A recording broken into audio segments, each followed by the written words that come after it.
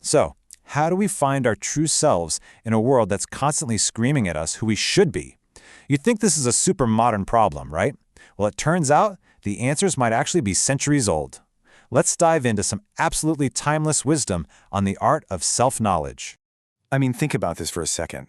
Over 2,500 years ago, the Greek philosopher Thales of Miletus just hit the nail on the head. He knew that the journey inward is, by far, the hardest one, but it's also the most important one we can ever take. Okay, so if this is the most difficult journey, where do we usually go wrong? Well, it almost always starts with one simple, fundamental mistake. We look for ourselves in all the wrong places. Check out this incredible emblem from the 17th century. It's got this powerful lesson baked right in. The Latin motto, Ne te quesaveris extra, basically translates to, don't you dare seek yourself outside yourself.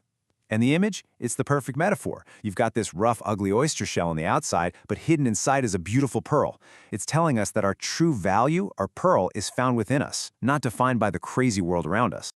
Yeah, it's an ancient idea, but it forces us to ask a very, very modern question.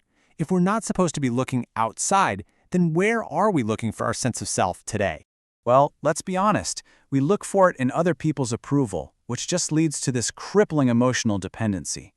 We measure our own worth against our colleagues, and that fuels all this envy and even workplace bullying. We chase after it by buying stuff, right? Believing that what we own somehow defines who we are. And so often, we just swallow the opinions we hear from mass media instead of actually trusting our own experiences. Every single one of these paths leads us further and further away from finding our own pearl. And this gets to the absolute heart of the matter. As the Spanish diplomat Diego Saavedra Fajardo wrote, truth does not depend on opinion. That's it right there. Our inner truth, our real worth, it exists completely on its own, no matter what anyone else on the planet thinks about it. All right, so if looking outside is the big problem, what's the fix? What's the solution? Well, the answer lies in turning our gaze inward, but by using a really specific tool. Thinkers like Juan de Borja and Francisco de Zárraga, they both kept coming back to the symbol of a mirror. But hold on, this wasn't the kind of mirror you use to check if you have spinach in your teeth. This mirror was for deep, honest self-examination, a tool to see yourself for who you really are, with no filters and no distortion. The mirror they're talking about? It is your own actions.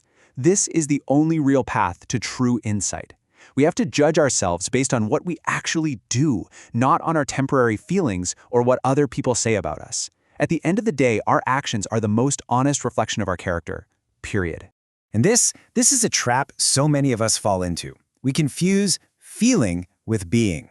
Look, you might feel like a failure after a bad day. We've all been there. But that's a temporary, subjective state. It's passing cloud. It is not the same thing as believing I am a failure. When you define your entire identity by a fleeting emotion, you're setting yourself up for self-destruction. You know, this ancient concept is so powerful, it has even popped up in some pretty surprising places. Yeah, I'm talking about Star Wars. Remember when Luke is about to go into that creepy dark side cave? Yoda gives him this cryptic warning, only what you take with you. And what does Luke take in with him? His weapons, his fear, and his aggression. Inside, he immediately confronts this vision of Darth Vader, and in a flash of anger, he strikes him down. But when the mask explodes, he sees his own face. Wow. The lesson is crystal clear. His own fear and his own hate are the direct path to becoming the very thing he despises. He is his own worst enemy. Okay, so knowing yourself through your actions, that's the foundation. But there's one more piece to this puzzle, a final, crucial lesson. And it's a warning about where we place our trust. Take a look at this image. It is absolutely gut-wrenching, isn't it? An eagle shot down by an arrow that was made with its own feathers. The motto underneath, Bis Perio, translates to, I die twice. Why twice? Because the eagle suffers a double pain. First, there's the physical wound from the enemy's arrow. That's bad enough. But the second, much deeper pain is that psychological wound of regret.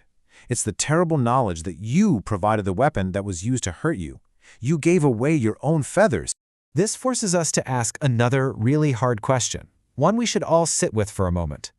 Who have you given your feathers to? In other words, who have you trusted, who have you empowered, that ended up hurting you with the very power you gave them? So what does this mean in real life? It means being incredibly careful. It means you do not surrender your will, your autonomy to someone who's just going to treat you like a tyrant. It means you don't reveal your deepest vulnerabilities and secrets to people who will just exploit them. And it means being really, really smart about who you choose to trust with power and responsibility. So where does all this leave us? What do we do with all this wisdom? We combine these lessons. We forge them into a practical art for building a strong, resilient character. The path to inner strength is really a four-step process. First, find your pearl by looking inward, not outward. Second, use the mirror of your actions, not your feelings, to judge yourself fairly. Third, protect your feathers by being incredibly wise with your trust. And finally, there's one more crucial step. The final piece of the puzzle is self-forgiveness. Because listen, if you do get wounded by your own feathers, and let's be real, we all make mistakes, that experience has to be a teacher, not a destroyer. The goal isn't to live in bitter regret forever. It's to learn from it, to rebuild, and to come out the other side wiser and stronger than before. And let's end on this profound thought from Francisco de Zárraga, because it really brings everything home. How we see ourselves ultimately determines how we act. If you see yourself as a villain, you can't possibly act with nobility. But if you truly know your own worth, if you see yourself as magnanimous, you're not going to shy away from doing great things. In the end, your self-perception becomes your destiny.